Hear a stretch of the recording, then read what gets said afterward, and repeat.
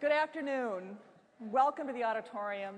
I'm Lori Burns-McRobbie, First Lady of Indiana University, and I am delighted to welcome you all to this evening of conversation with two outstanding women, Jane Pauley and Meryl Streep.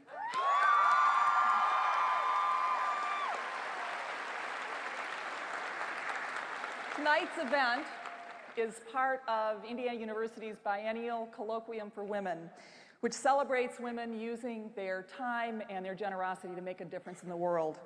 Women's philanthropy is a strong and growing force, and in some cases, outpacing men's giving by a factor of 2 to 1. And it's Indiana University's Women's Philanthropy Institute in Indianapolis that did the research that demonstrates that. And in fact, it is the generosity of one woman, Kate Benz Sturgeon, a 1938 alumna of IU Bloomington, that enables us all to listen in on a conversation between an actor of peerless talent and one of the most outstanding journalists of our time. Let me tell you a little bit about them. Like the woman who is our benefactor this evening, Jane Pauley is an IU alum, and we are very proud to claim her as one of our own. She earned a degree in political science in 1972 and received an honorary doctorate in 1996. Jane's career as a television journalist and anchor is nothing short of inspiring. For 13 years, she co-hosted the NBC Today show with Tom Brokaw, first with Tom Brokaw and then with Bryant Gumbel. And for 12 years, she co-hosted Dateline NBC. She is one of the first women to rise to the position of primetime anchor. Jane has received numerous Emmys and other awards, including the Walter Cronkite Award for Excellence in Journalism and the Gracie Allen Award for Outstanding Achievement by American Women in Radio and Television. And she got her start at Wish TV in Indianapolis. The spouse of Doonesbury cartoonist Gary Trudeau and the mother of 3, Jane has gracefully balanced her commitment to family and professional success. And although she has spent most of her adult life in New York City, she has never forgotten her Hoosier roots. Jane champions many causes, including battling the stigma associated with depression. She has lent her name to the Jane Pauley Community Health Center in her hometown neighborhood on the east side of Indianapolis. The center provides services to low-income and uninsured citizens with an emphasis on integrating physical and mental health. Jane is also a strong believer in the power that individuals have to transform themselves. She is AARP's ambassador of the program Your Life Calling. In this role, she shines a spotlight on how people 50 and up are reinventing the way they live and work. One of the stories is of a man who made a fortune raising racehorses and used that money to finance the drilling of wells in Ghana, where whole villages benefit from access to clean water. Your Life Calling episodes are featured each month on the Today Show. Meryl Streep has been called the greatest film actress of her generation, and her many awards and honors are testimony to that. She has been nominated for 16 Academy Awards, more than any other actor, and has won twice. First, for her portrayal of a young mother defying gender norms in Kramer versus Kramer, and again for Sophie's Choice, in which she played a mother faced with a soul-crushing decision. She has won 2 Emmy Awards for the outstanding TV series Angels in America and Holocaust. And with 7 wins, she holds the record for the actor with the most Golden Globe Awards. Yet Meryl did not start out to be an actor. She originally applied to law school, but overslept her alarm, which she took as a sign that she was destined to do something else, and indeed she was. Her original goal as a performer was opera, and her roles in such movies as A Prairie Home Companion and Mamma Mia are showcases for her singing talents. And as great as these are, we are fortunate indeed that her instincts also led her to acting. She graduated from the Yale School of Drama, and after a number of acclaimed stage performances, she turned her talents to the silver screen. Married to IU alum and sculptor Don Gummer since 1978, Meryl is mother to 4, a son, and 3 daughters. Like her interviewer this evening, Meryl has made philanthropy a priority, dedicating her time and her passion to equality for women and girls around the world, particularly in developing countries. She is a major supporter of Equality Now, an organization that focuses on ending the degradation and marginalization of women and girls around the world. Meryl is donating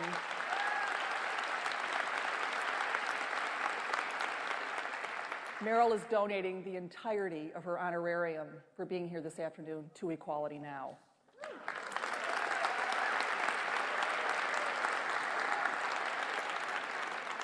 Meryl is also committed to projects here at home. She is currently national spokeswoman for a campaign to build a women's history museum in Washington, D.C.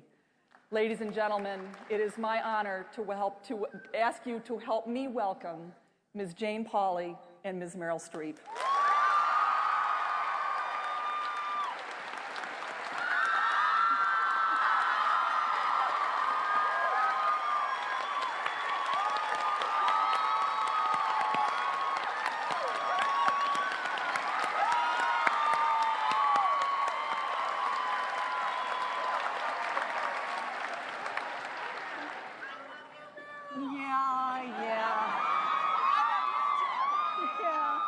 Meryl should know that most of the tickets were freely given out in the first 3 hours they were offered, and that everyone here could have sold their ticket to someone else for a lot of money, but they're here.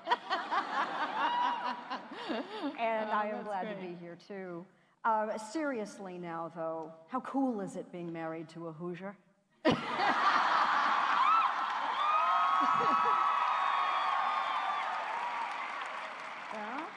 Don Gummer he went to Ben Davis. Yes, he did. Yes, which is the West Side equivalent of Warren Central, where I went. But Don Gummer, you married a Hoosier. I married a Hoosier, yeah. He's really good at hoops. Yeah? No, I mean, this guy was at Yale Art School when you were a phenomenon at Yale Drama. Did you know each other then? Is that how you met? No, but I did hear about him because word got around the drama school that Sigourney Weaver had found the only straight guy. And she was currently dating him, and you could go look at him at the Art and Architecture School. So we all went over and had a look. He's pretty cute. I have to mention that there was one other straight guy at least, and that would be my husband. And I had a thought earlier that had he known that Sigourney was busy with Don, that you had met, you might have my children now. So I just talked to Gary, and I said that he might have met you, and you know what he said? Funny thought.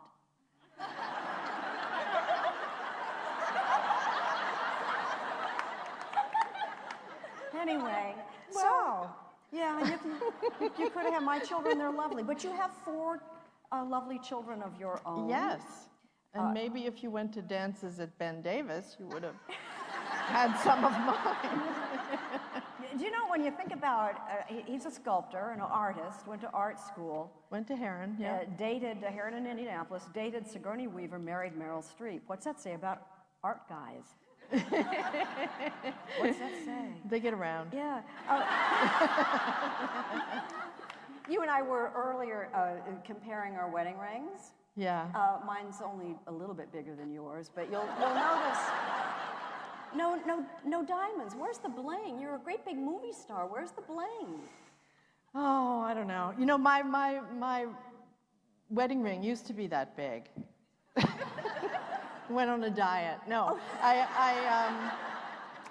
my grandmother's wedding ring I had, and I took a piece off of it when Don and I got married and made a ring for him. And so it was a little bit slimmer. And then about 3 months into the marriage, I was in a play at the Public Theater, and handed in my purse. You do that to valuables during the play so that nothing gets stolen. I put my wedding ring in my purse, and after the play, they bring it out, and I was out glad handing everybody in the green room, and it disappeared. I'm so sorry. I know. So then I had to go back to Don and and ask him to cut his in half. And that's why I got this little skinny thing. But you got a great story to tell. Yeah. How long have you been married? Oh, I knew you were going to ask me hard questions.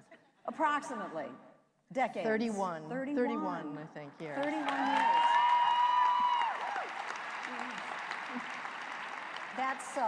That's pretty exceptional in your line of work, especially.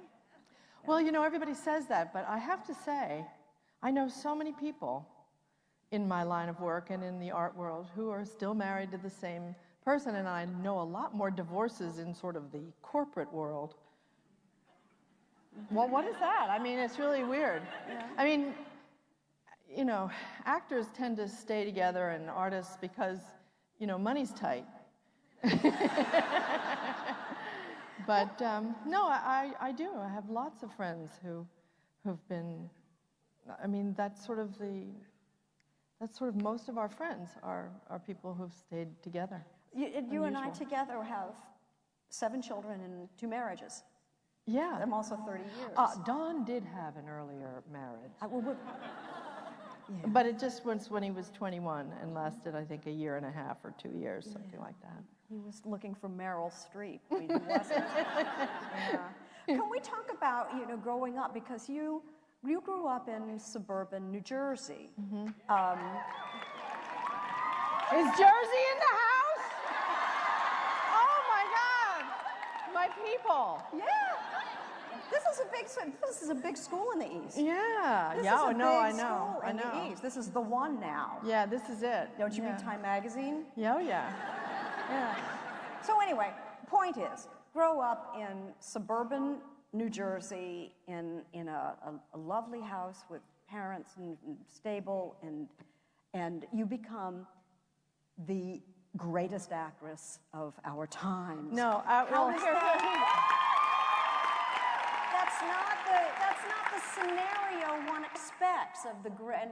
Don't argue with me on the greatest actress. I'm going to argue with you because there's no such thing as that. You know, every year I go to the theater and I go to movies and I am in awe of the work of so many different people. I mean, really, I think acting has gotten, as an art form, acting has gotten better and better and better. Even better than the golden age that everybody reveres, you know, in the 40s and everything. The acting now is pretty hot. It's really, people go out on a limb, people really are ambitious and aspirant in their work, and to me it's really thrilling. And I feel like I'm the grandmother of some of that, you know, but I don't feel, everybody's just as good as the individual thing that they're doing at the moment, I think. But you can do everything. I saw you on stage, Shakespeare in the Park. You did a cartwheel. Out of nowhere, Meryl Streep does a cartwheel across the stage. I mean, you can act while doing a cartwheel. You can sing. You were a singer before you were an actress. Yes, yeah, I was. I started there, but I'm not a singer like the singers here in the music school. I mean, that's real singers, you know. Yeah. But I did have, when I was 13 years old, I sang "Oh Holy Night" in my school, my public school in New Jersey, and the teacher told my mother that I should go and study with a teacher in New York, and my mother was always looking for an excuse to go to a matinee. So she would take me every 2 weeks, and I'd go in, and I had my lesson at 55th Street, next to Carnegie Hall, and I would sit in the hallway and listen to the woman who had her lesson just before me, and she was young too. I mean, she wasn't 13. She was in her 20s. She was really pretty good. I thought she was almost as good as me, you know? And when she made her debut in the Sign of the Dove at the City Center, she gave us front row seats, and that was Beverly Sills. Oh my God. I know. Yeah. And I went at 15 and auditioned for the varsity cheerleading squad and stopped singing when I got on. I auditioned for varsity cheerleading at 15, didn't make it, and joined speech and debate. That worked out pretty good. Yeah, it worked out okay. But you say that, how did you put this? You put everything so well. To be an actress who is also eloquent, insightful, and articulate is your gift as well. But that you ran for everything in high school. And lost. Lost. Yeah. And then you, quote, discovered the peroxide bottle. Yeah. And became homecoming queen. Yeah. What's the deal there? Nobody likes a dirty blonde, I guess. I don't know. There's a lot of pressure on girls. I have 3 girls. Nothing has changed since then. There's a lot of pressure on girls to think about how they look endlessly, and they waste. If there's any piece of advice I could give young women, it's don't waste so much time on worrying about your weight or your skin, or, develop what you do, what you put your hands on, what you do in the world, because I think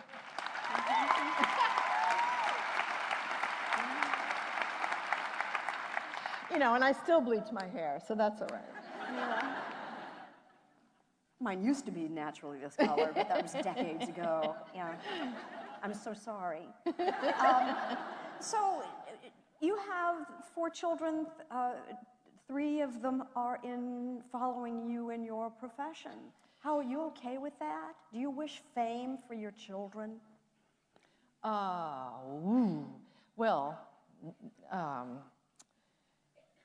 gosh, that's like saying you have a child who wants to be a journalist. Do you want them to, become, I don't know, you, right? Or something real famous. I think there's a big basket in which you can put your talents as an actor, as a journalist, and ideally, I think you might get a different kind of satisfaction, but definitely satisfaction from doing it without being famous. I always think about my friend Cherry Jones. Probably nobody knows Cherry. Oh, okay. Now you do, because she's been on TV and in a couple movies and stuff, but before she had an amazing career on Broadway, and yet she could walk down any street, go in any store, eat in any restaurant and not be followed or have stalkers or anything like that. All the bad side of fame. But she had all the satisfactions of being a great, great actress. And so I think my kids have seen close up what it's like to be really, really famous. And that part they don't love. But they love what they know of my appetite for my work and how much I love doing it. So they've had a very unique, there's no such thing as very unique, but they've had a unique point of view on celebrity, fame, and also the riches of being an artist from my husband and from me. So. Your husband, as a sculptor, works alone in the quiet, and his work is appreciated in the way one appreciates art, quietly and with reverence. You get, this ovations, the paradox of your art and his art, and the reception and your fame. You have had, I think, to manage it. I think you've deliberately managed. You've domesticated an 800,000-pound gorilla. Have you done it on purpose? You mean my husband, or? All right, let's go there. The fame thing. You've really kept it at bay. I mean, you're not wearing the bling. And Well, you know what that is. You know what it is and how hard it is. And to choose to live in New York City, which, I mean, I love New York, and I wouldn't live anywhere else. I really wouldn't. I love it there. Yeah. You know, it's an amazing, intense, engaging place to live, challenging every day. And, you know, it's hard to be famous, don't you think? Nobody's going to cry for you, Argentina, but it is tricky, especially with kids. I did not have your level of fame, but only I was pregnant with twins 5 days a week on morning television. I was the biggest pregnant woman in North America. And that kind of made, the twin thing made me sort of famous. And I, in 20 years, never let my children be photographed. And you have done that and more so. We know you have 4 children. Before they went into the theater, those that did, we didn't know anything about your children. They were dying to be photographed by I know. Yeah, seriously. I remember making the film that we showed at the colloquium, A Cry in the Dark, and we were in Australia. Yeah. And my daughter Mamie was 3, and there were lots of photographers because this was an infamous woman that I was portraying in the film, and there was a lot of media attention. And they lined up outside of our house, and she immediately took off all of her clothes and went out to the front, you know, stairway, and we had this 2-story glass stairway, and she went, yeah. She's curtailed that instinct a little bit. But had you lived a life of personal scandal, your children would have been media fodder. You lived a life of normalcy and somehow protected them.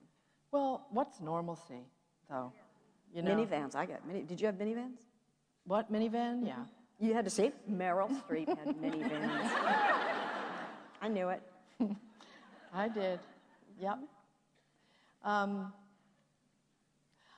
hit a deer once with 9 hockey players in the back seat, and they didn't notice.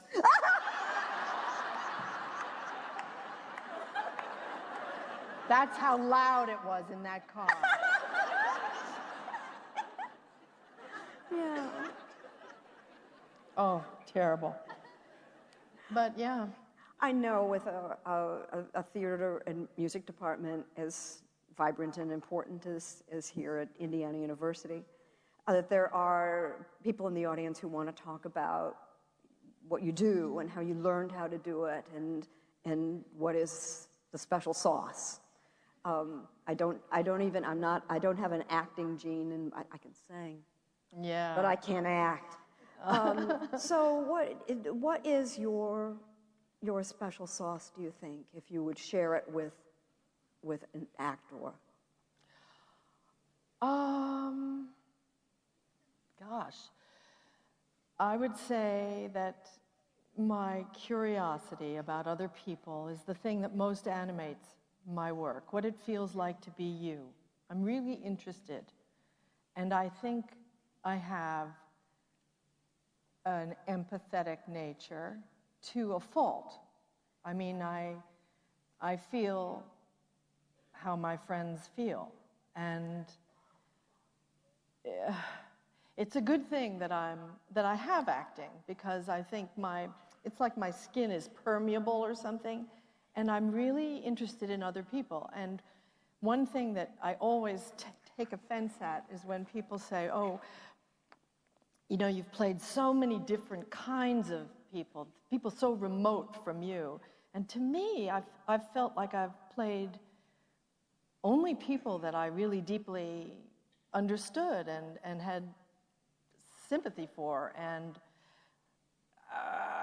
And I also have a theory that we're all not very different. I'm afraid I have to talk like this because I'm wired on this side, but not over here, so. I want to talk to you, but I have to talk to you here.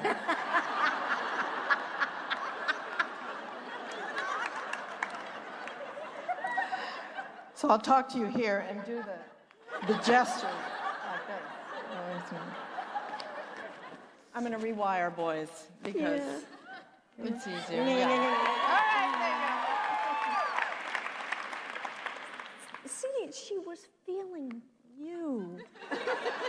Yeah. That curiosity that comes from within is the special sauce, because there are actors who it's pretty much all about me. Or there are a few, at least, I think. I've interviewed some of them.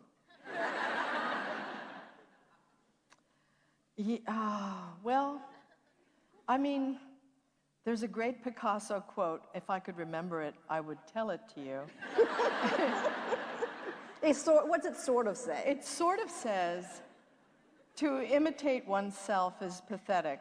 To imitate others is a necessity.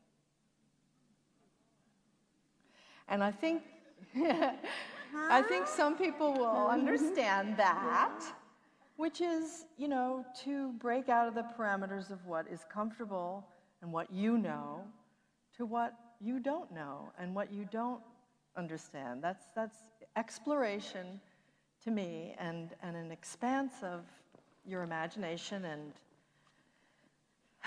and your possibilities is what draws me to acting and sort of what interests me. Of your, maybe not literally, but your drama class, not just the Yale drama, but those that entered the business when you did as a young woman, how many are still working 4 decades later?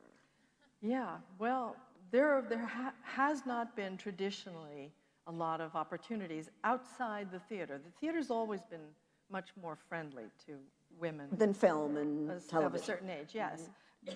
You know, Betty Davis, very famously, when she did All About Eve, a film about an absolutely over-the-hill actress, was 40. That's like Angelina Jolie's age, right? And when she and Joan Crawford made, what's the film? Baby Jane, yes, and then there's another grotesque one. Yeah. Charlotte, How Sweet Charlotte. Yeah. Mm-hmm. They were 10 years younger than I am now. So the world really, I mean, it really has changed a lot. Yeah, but we're not talking about getting work done because you famously haven't had work done. Well, yeah. I didn't know what you meant for a second, work done. I thought, yes, I have. I've done a lot of work. That's why we're here. But then I know what you mean. Yeah. No, well, I mean, I think it limits you, in a way, to immobilize yourself in any way. And at least I always, it's a thing my eye always goes to when I see it. Which thing? The non-movement of parts of a face. I mean, our eye always goes to the anomaly, to the thing that's odd, that's off, and we're not sure what it is, but we know something's wrong. You know? And so, meanwhile,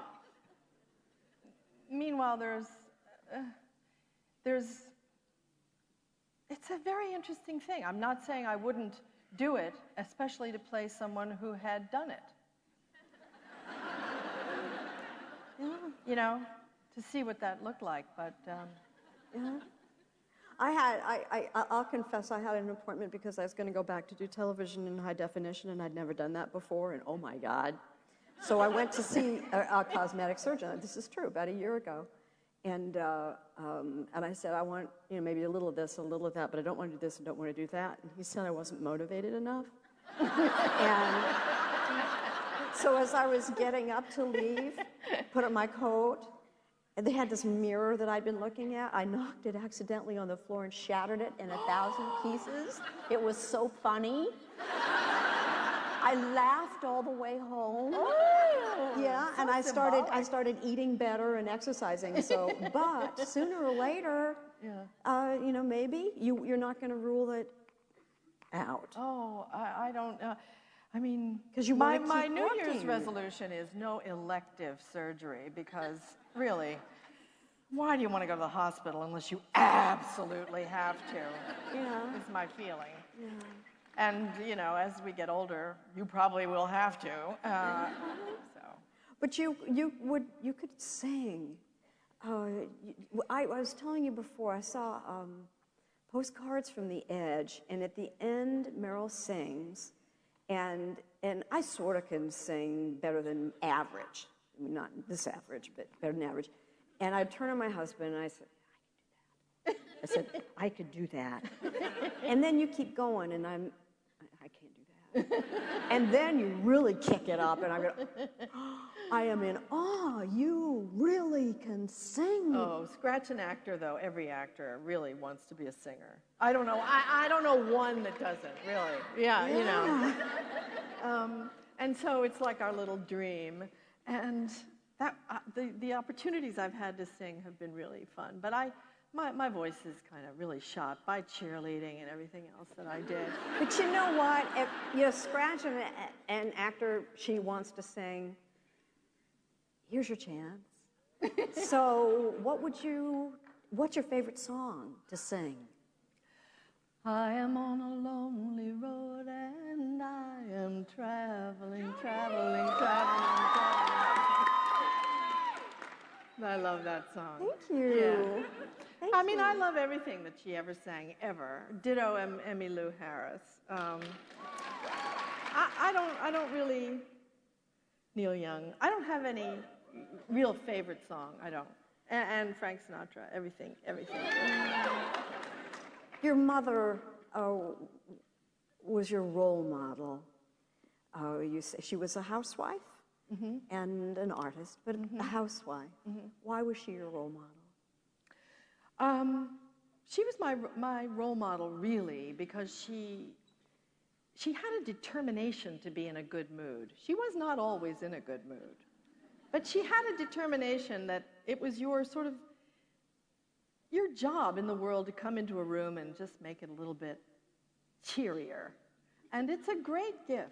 It really is. It really is a great gift. My God, when she was 80, I had a birthday party for her on my front lawn, and most of her friends were 80 and 90 years old. And so I invited her whole Rolodex, and I thought that was about 145 living people, and I thought 70, 80 would come. And somehow 148 people came. And we had golf carts to take people to the potty. Kids manned those. And we had the Jimmy Dorsey Orchestra, and they all danced till way too late. And they all came up and said, "Your mother is the light of our lives." And I wished, you know, I really wished that I could have a little less of my father's melancholy and a little bit, but I think I'm like a real mix of both of them. You know, I do have a determination to make life better, you know, for my family, for the world. I try. And at the same time, I have a very, very deep pessimism that I think informs... What? Yes! That informs my art.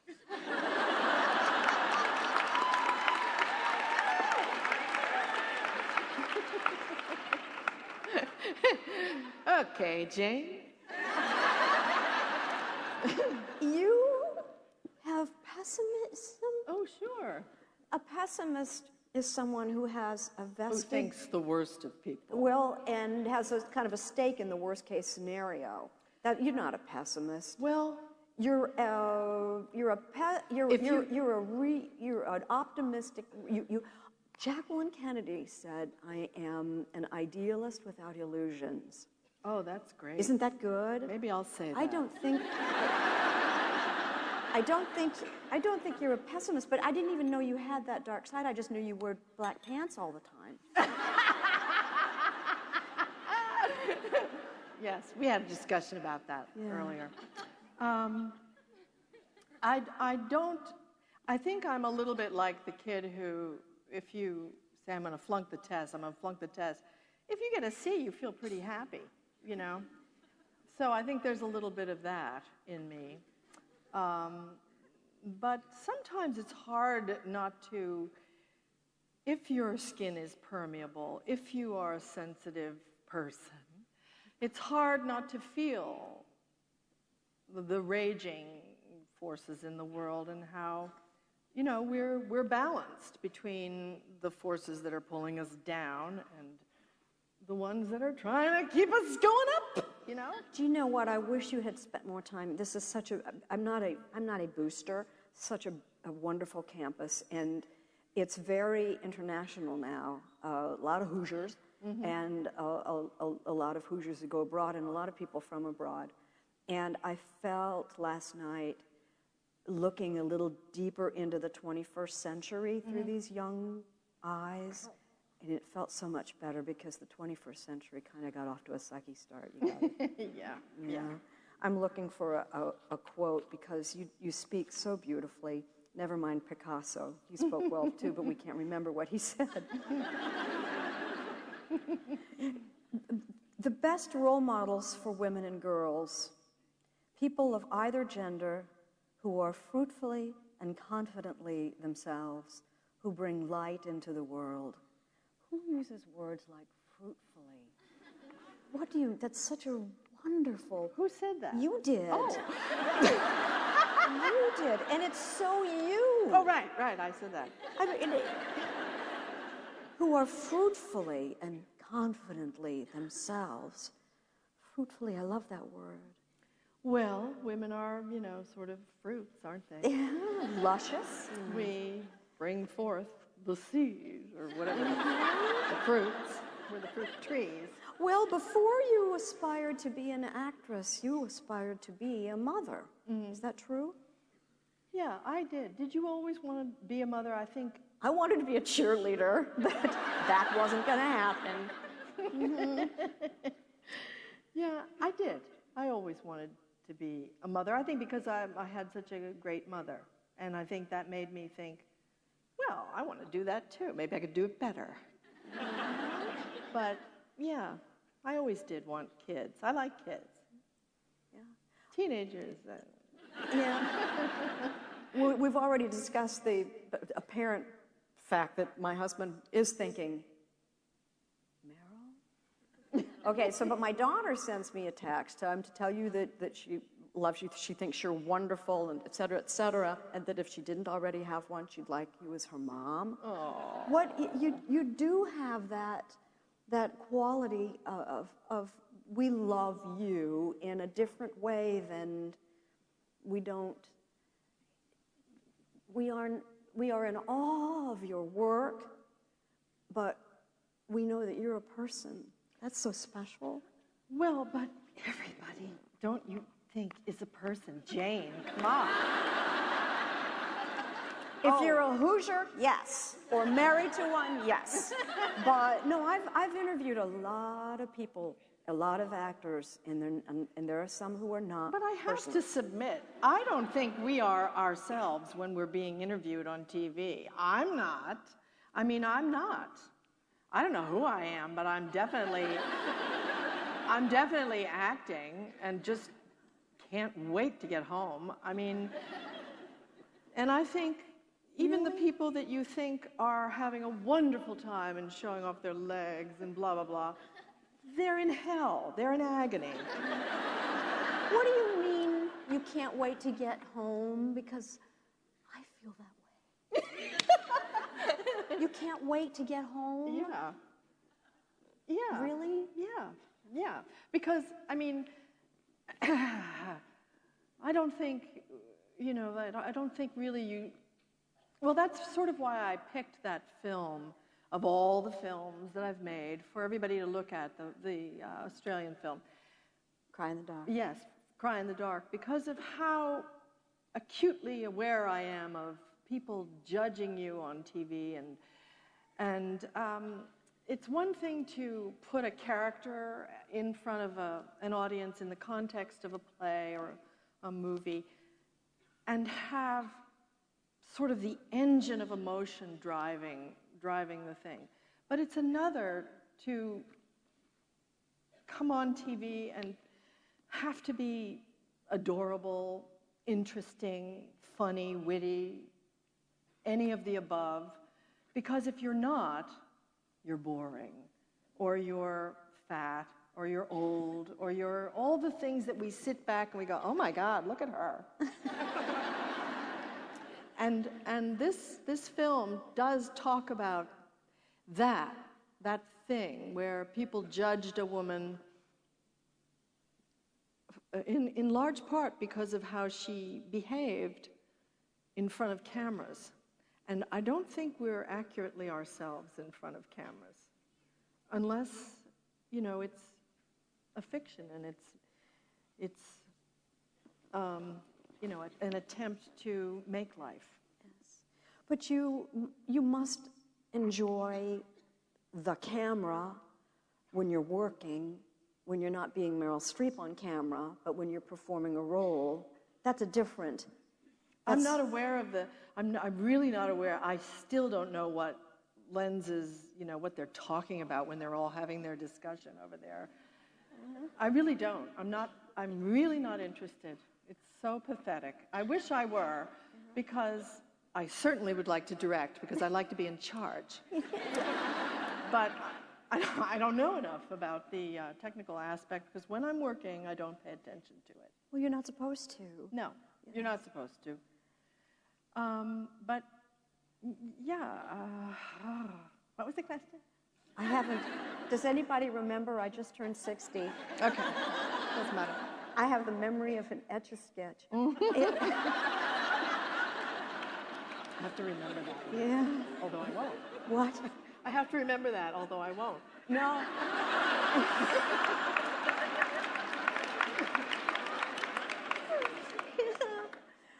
Okay, so you protected we've talked about the privacy of your personal life and protecting your children, and 3 of 4 of them have followed you. Do you wish one had become a doctor? Of course. Me too. I didn't raise any doctors. We don't have the molecular biology gene in our family, sadly. I have one still in school who's studying psychology, and so we're hoping. Yeah. But how'd she do on her midterms? She got an A. She got an A. Yeah. I saw so much studying. There were people sleeping in the memorial universe, and then, you go and yeah. You talk about the discipline of the training you had at the Yale Drama. I mean, you were competing with Sigourney Weaver, so maybe you had to work kind of hard. But no, seriously, She was older than I was. She was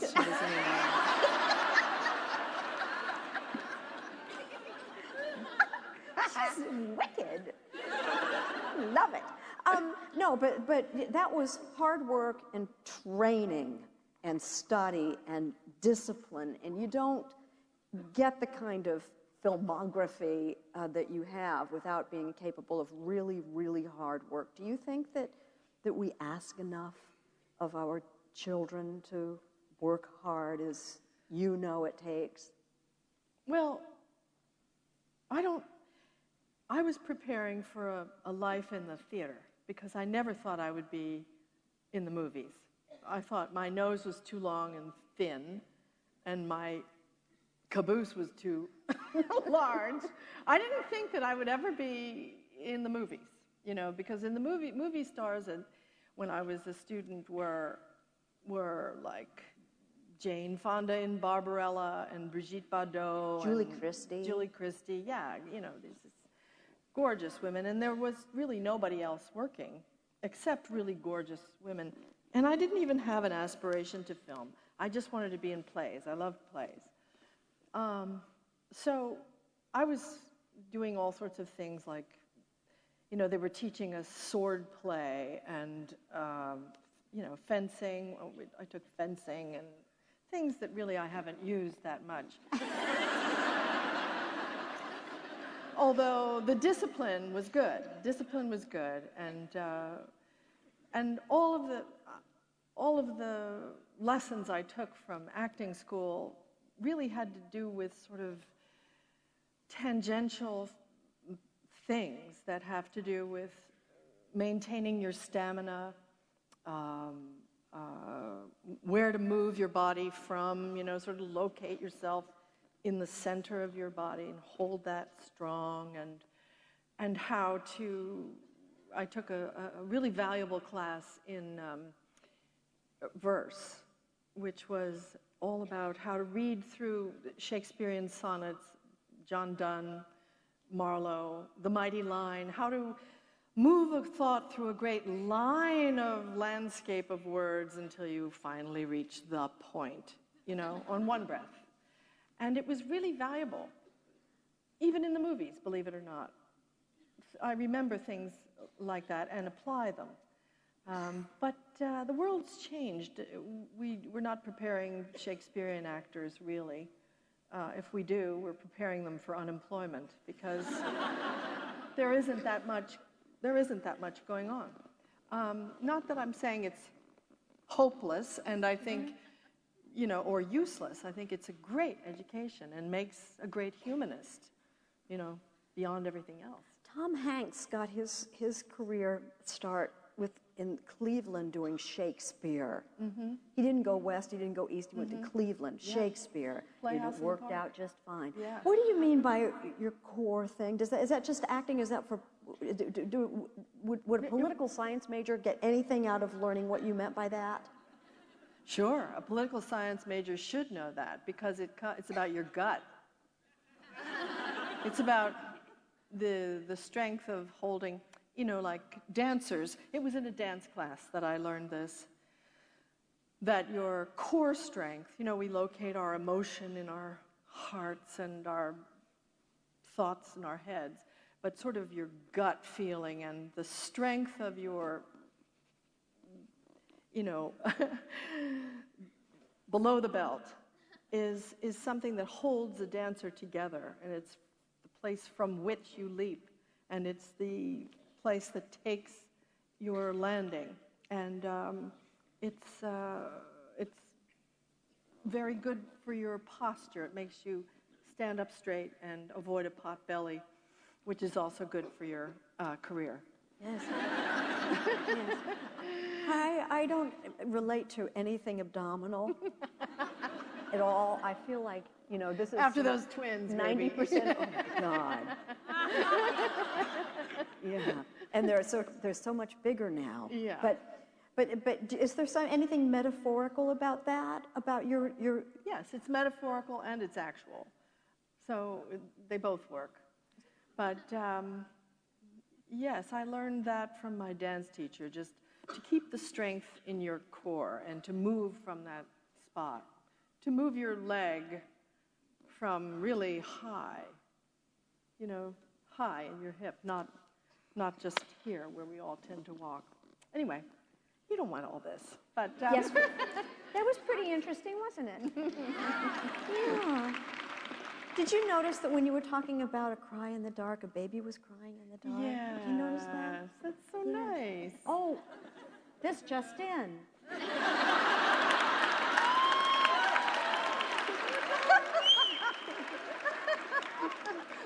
Do you know they were primed?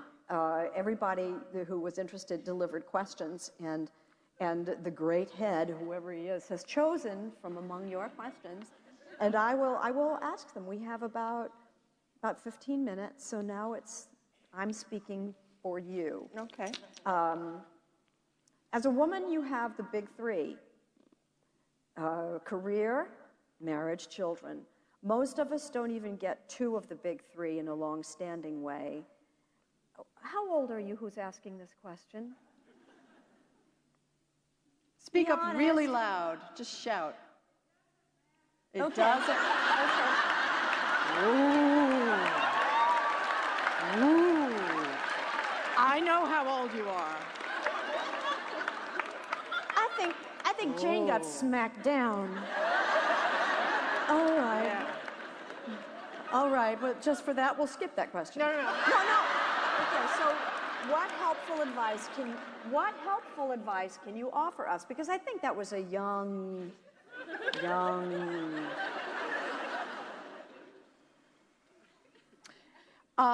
The question is quite confusing. As a woman, you have the big three: career, marriage, children. Most of us don't even get two of the big three in a long-standing way. What helpful advice can you offer us towards getting all three, or managing one? Or managing two or all three? I mean... If you had to pick two of those three, which would you have picked?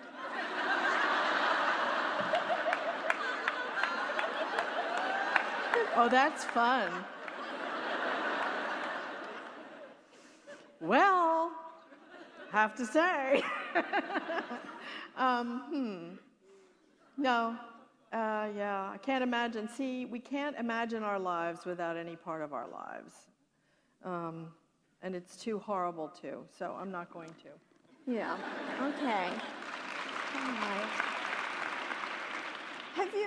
This is an interpretation of, the question is, who is your favorite actress? Okay, who is your favorite actress? I don't actually have a favorite actress. I have people that inspired me when I was really young that no one probably has heard of. Irene Worth was one. She was a great actress that I saw. Liza Minnelli, when she was in, she did Live at the Palace. Yeah. When I was in drama school, I came down and I saw her in, she performed at the Winter Palace, and we had been doing some very intellectually challenging work at Yale, and somebody gave us tickets to this, and she taught me something big about acting, which is that it's all very well to be authentic and real, but you have to send it out to her in the back, in the nosebleed seats. And she gave everything. That was valuable to me. What was that movie that Liza Minnelli did that scene in the phone booth? Cabaret? No. She did a scene in Sterile Cuckoo. Yeah, Pakula's Sterile film. Yep. Cuckoo. Oh my God. Yes. Oh Yeah. my God. Really good. Did really good. How often do you get downtime, and how do you take care of yourself as a human being? This is something that's really interesting to me because I think it affects everybody now. I don't think we get in any because of the things. The thing that has to be in your hand the minute you wake up, you know. And just before you go to bed, and at night it goes ding. Mm-hmm. And I mean, you're never off the hook. You're never unconnected. I don't know. I love airplanes. Now, recently, they've said pretty soon we're going to be able to be reached in the airplane. I'm going to kill myself. Oh. Yeah. So downtime, I try to. Show business and movies, especially, have been very good for family time. Weirdly, because Really? Yes, because first of all, nobody cares if you bring the kids to work. They really don't. And as long as they're quiet and you keep them in the trailer. And, a film takes 4 or 5 months. Now they make them in 11 weeks to make, and then you save up your money and you can not work for a little while. I mean, or you're unemployed. You're serially unemployed, which is another way of saying you're home with the children. yeah. And they were always so interested in me getting work, you know. No, seriously. Yeah. Did they? I got a little pushback from a daughter, a little girl, who thought, you know, but you'd really. Oh, how did? I can't remember. Etch a sketch. It doesn't matter. It's not about me. Okay. What is the worst experience you have had while filming? Well, I don't know if it was the worst, because now it makes a really good story. Oh, all the better. But then I thought I was going to die. And it was the last day of shooting out of Africa. And we had, of course, imported California lions to Africa.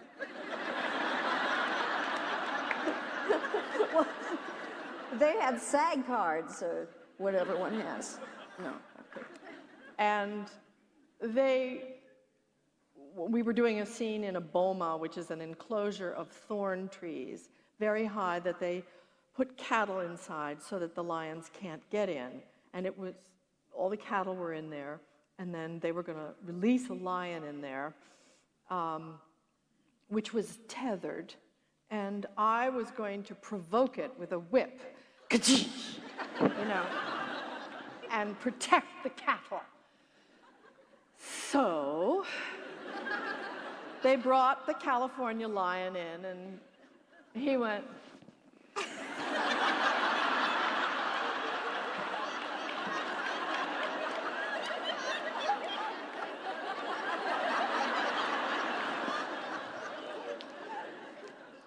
And Sidney was really tired. Sidney Pollack, our director, it had been a long shoot, 6 months. We were living in Kenya, and we had a great time. But it was, you know, he'd taken all the pressure, and he had just had it with this thing. And so he said, "Take the tether off the lion." Now, the lions are lazy, yes, but they know when their tether is off.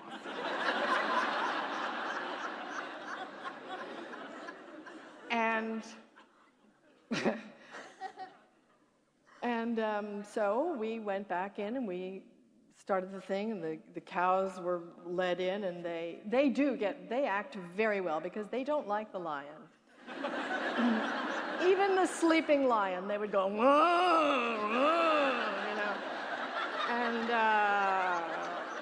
so they were holding their end of the scene up.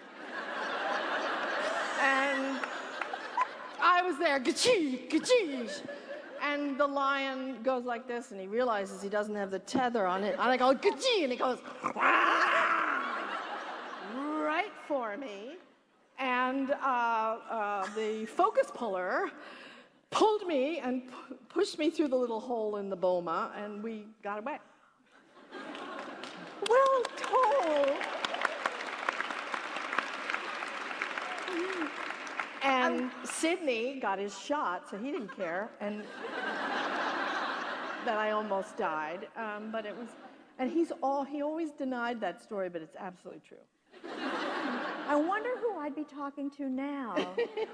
Okay.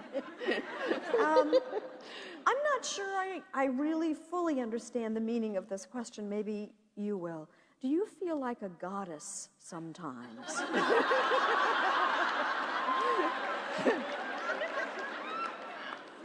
Not this morning. No, I don't. No. Oh, I do all the time. Okay. This question, I wish I'd thought of this. Have you ever done something that was totally out of your comfort zone, or I will add a parenthetical, or do you always get out of your comfort zone? I'm right out of it now, right here, right now. This is like, yeah.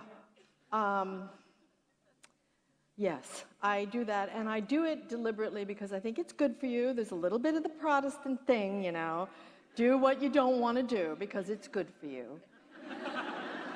And it is.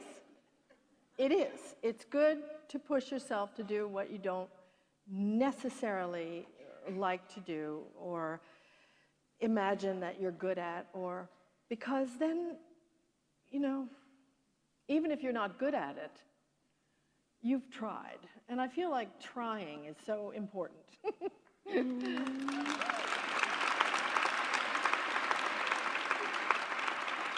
You know what? That's pretty much all I got going now. Yeah, I think it never ends. You're the same insecure person you were when you were 10 or 14 and a half, or, you know, it all resides in there. It doesn't matter how many awards they announce before you come out. It just doesn't go away, you know? Yeah. And, but it's your humanity. And as an actor, all your frailties are the things you have to cherish, because they're what gives you understanding of people. And that's what our whole deal is. Have you turned down...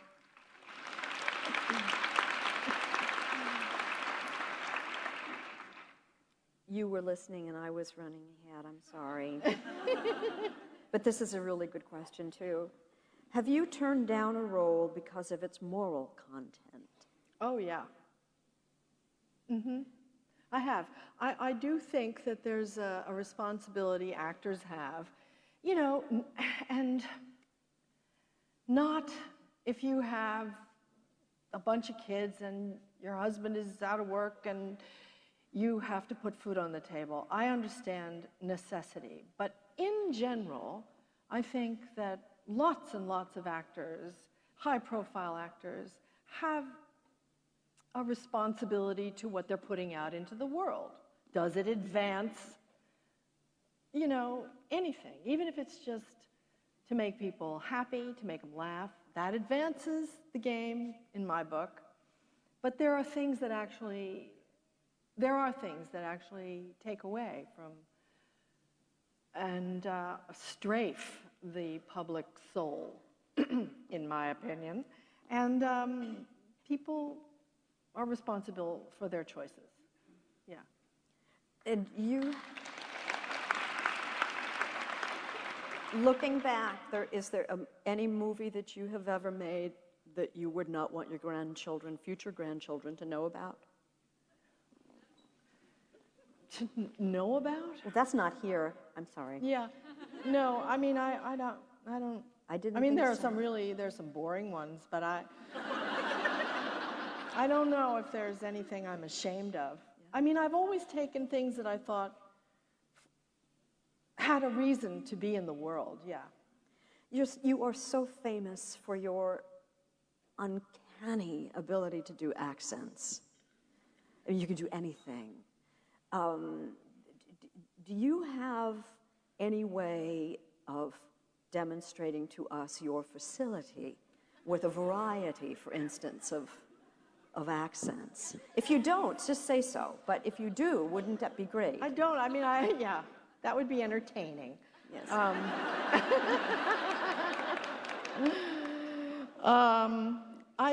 I'm not really that. I mean, I do have to work on it a little bit whenever I do a part, because it's not just the auto mechanics of it. It's attached to feeling.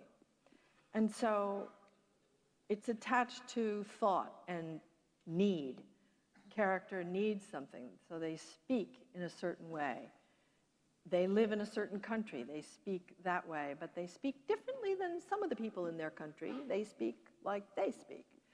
So it's all very specific to a human being. Do you know what I mean? Oh. It's not just the books that tell you the way to do the, you know, a Yorkshire accent or something. I don't know. It doesn't necessarily make sense to me because I'm making Margaret Thatcher's Yorkshire accent. Do you know what I mean? Or not Yorkshire, Lincolnshire. But, you know. So it's very specific. And so I have to work on it. I have to listen and go to the sources and really work on it a little bit. Listening is one of your best things. listening is very important. Listening is all you need as an actor. And, you have to say your lines.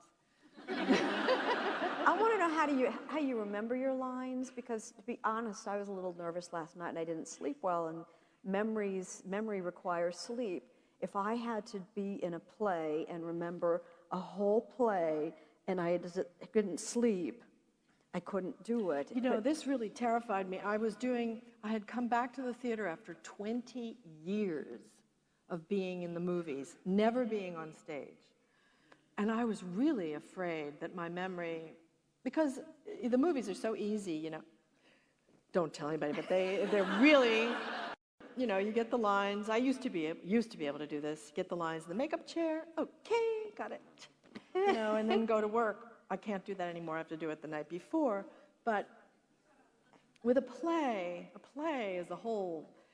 So I did Mother Courage in Central Park, which is a 3-hour. Thank you. Brecht fans, you're everywhere.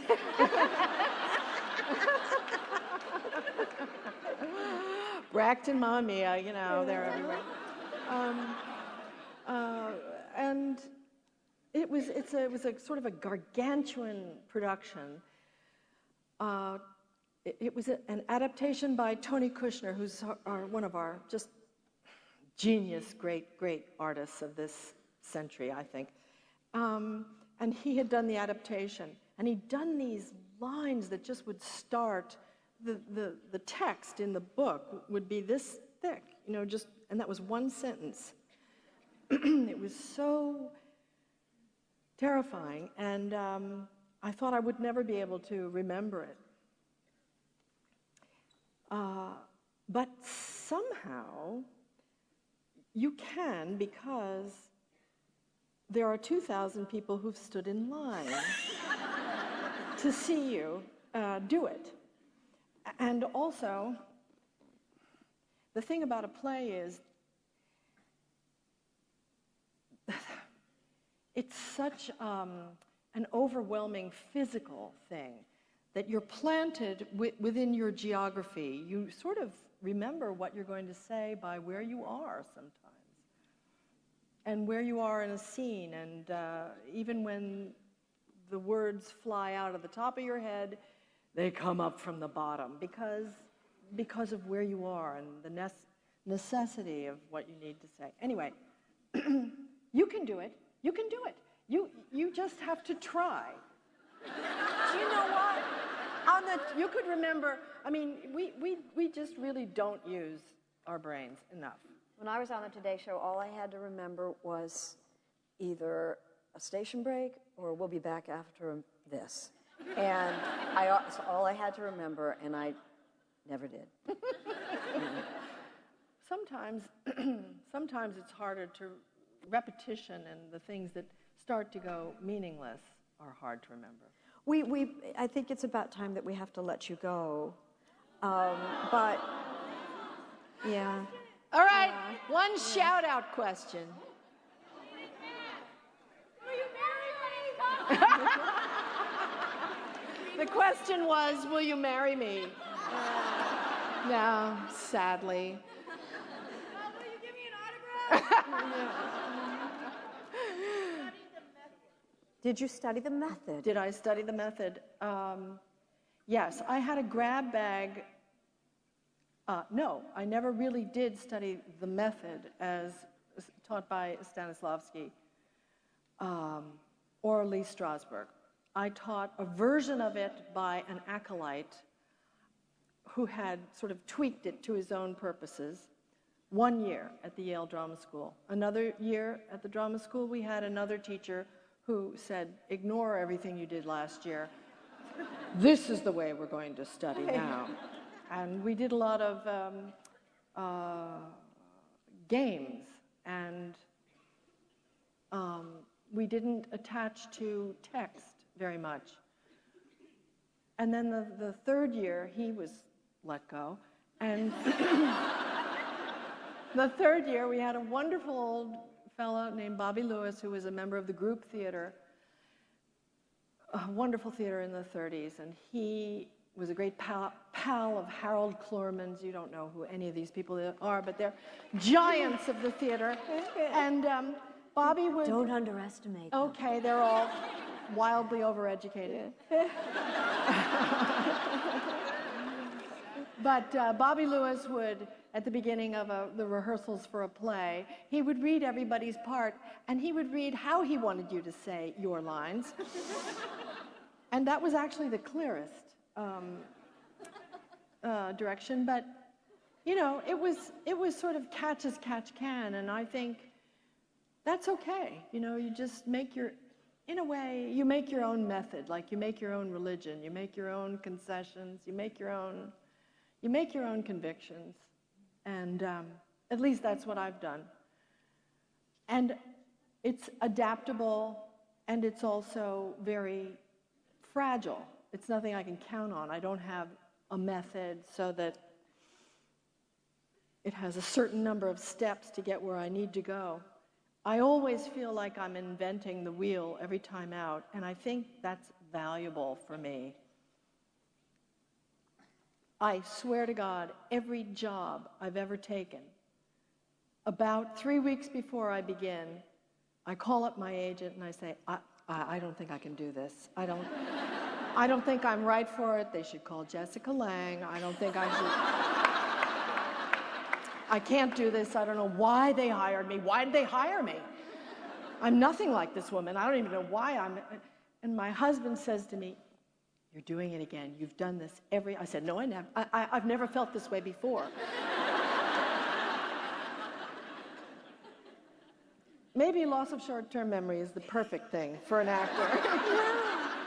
But yeah, I think we have to make tabula rasa. You have to erase everything to begin new, and especially in a long career, you have to get rid of all the expectations. You have to approach each new work as if it's your first time out, and with all the terror attendant on that and all the possibility. And it's not a method you could teach, and it's sort of why I've never... People say, oh, you should teach acting. I would not even begin to know how to teach acting. But I think you have to learn to be a great actor. I do think you have to learn about everything. You have to learn history. You have to learn psychology. You have to read literature and read poetry feelingly. You have to listen to music. You have to dance. You know, you're a student of being, and that can take you anywhere. A whole life.